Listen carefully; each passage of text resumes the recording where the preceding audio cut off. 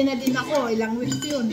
Magkakasama tayo lagi niyan. Kain tayo sabaw, guys. Sabaw. Babang pes ng bahay, no? Food trip.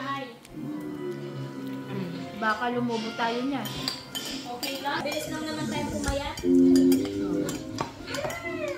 Hindi naman tayo Kain. Panchet. May biko pa. Laba daw siya, nalilinis. pagkakas natin dito. Kaya nandito tayo doon sa karaoke.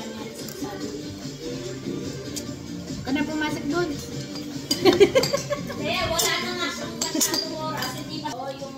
Malapit lang naman tayo ni Susan. Wala na akong pasok.